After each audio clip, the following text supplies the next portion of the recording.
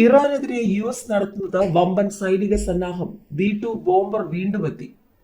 ഇറാനെതിരായ സൈനിക നീക്കത്തിന്റെ ആദ്യ 24 മണിക്കൂറിലെ വിശദാംശങ്ങൾ അമേരിക്കൻ സെൻട്രൽ കമാൻഡ് പുറത്തുവിട്ടു. ഓപ്പറേഷൻ എപ്പിക് ഫ്യൂറി എന്ന് പേരിട്ടിരിക്കുന്ന ഈ സൈനിക നടപടിയിൽ അത്യാധുനിക യുദ്ധവിമാനങ്ങളും യുദ്ധക്കപ്പലുകളും മിസൈലുകളാണ് അമേരിക്ക വിന്യസിച്ചത്. ആക്രമണത്തിനായി US പ്രയോഗിച്ചു നിരവധി ആയുധങ്ങൾ. ഇറാനെതിരെ രണ്ടാം തവണയും തങ്ങളുടെ തന്ത്രപ്രധാനമായ B2 സ്റ്റെൽത്ത് ബോംബറുകൾ US ഉപയോഗിച്ചു എന്നുള്ള വിവരങ്ങൾ സെൻട്രൽ കമാൻഡ് പുറത്തുവിട്ടു. അമേരിക്കയിൽ നിന്ന് നേരിട്ട് പറന്നെത്തിയ B2 സ്റ്റെൽത്ത് ബോംബറുകൾ ഇറാന്റെ അതീവ സുരക്ഷയുള്ള ബാലിസ്റ്റിക് മിസൈൽ കേന്ദ്രങ്ങളിൽ 2000 പൗണ്ട് ഭാരമുള്ള ബോംബുകൾ വർഷിച്ചു.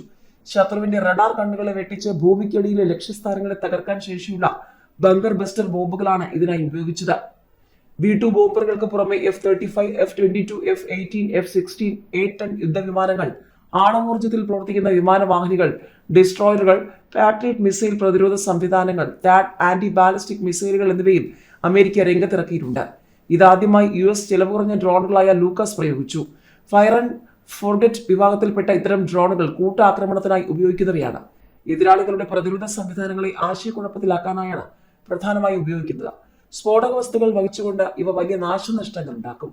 ഇറാന്റെ പ്രതിരോധ സംവിധാനങ്ങളെ തകരാറിലാക്കാനായി EA-18G എന്ന ഇലക്ട്രോണിക് അറ്റാക്ക് വിമാനം, വ്യോമാക്രമണങ്ങൾ മുൻകൂട്ടി കണ്ടെത്താനുള്ള അവാക്സ് വിമാനം, യുദ്ധവിമാനങ്ങളുടെ ആശയവിനിമയം കാര്യക്ഷമമാക്കാൻ ആളില്ലാ വിമാനങ്ങളിൽ ഘടിപ്പിച്ച എയർബോൺ കമ്മ്യൂണിക്കേഷൻ റിലേ സംവിധാനം, സമുദ്ര നിരീക്ഷണത്തിനായി P-8 മാരിടൈം പെട്രോൾ എയർക്രാഫ്റ്റ്, ഇറാനിൽ നിരീക്ഷണം നടത്താനായി RC-135 എന്ന ചാര വിമാനം, MQ-9 റീപ്പർ എന്ന ആളില്ലാ യുദ്ധവിമാനം, M-42 റോക്കറ്റ് സംവിധാനം എന്നിവ ഉപയോഗിച്ചാണ് ഇറാനെതിരെ US വ്യോമാക്രമണം ശക്തമാക്കിയത്.